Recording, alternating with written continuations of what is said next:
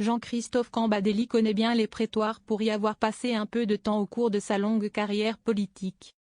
Ce mercredi 4 septembre, l'ancien premier secrétaire du Parti socialiste a été reconnu coupable de détournement d'argent public.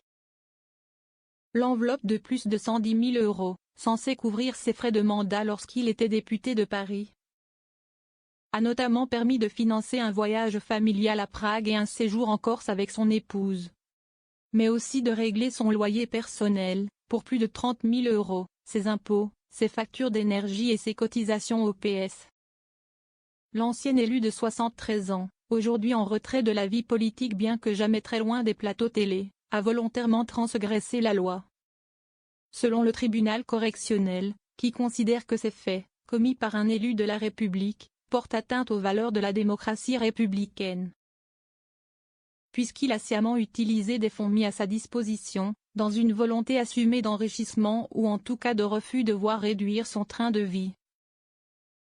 Jean-Christophe Cambadély était condamné à 8 mois de prison avec sursis, 5 ans d'inéligibilité et doit rembourser à l'Assemblée nationale un peu plus de 27 000 €. Sans principe ni éthique. 2 éléments ont pesé dans la balance à l'heure de rendre ce jugement, selon Le Monde. Le fait que Cambadély ait été un chef éminent du PS et une figure nationale reconnue de tous, puisque ces faits participent de la défiance que les citoyens peuvent nourrir à l'égard de la politique, mais aussi l'absence de remords exprimé par l'ex-député. Fin stratège, adepte des ficelles tirées en coulisses et connaisseur sur le bout des doigts des arcanes de la gauche, Camba, comme l'appellent ses amis, a fait savoir par le biais de son avocat qu'il ferait appel.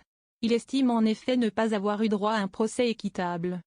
En début d'année, les journalistes Denis Sieffert et Laurent Mauduit publiaient un livre remarquable sur l'histoire du trotskisme-lambertisme, un courant politique d'extrême gauche auquel a appartenu Cambadély dans les années 1970. Selon eux, l'ancien patron du PS constitue l'archétype de l'aventurier de la politique sans principe ni éthique, par surcroît multi-condamné.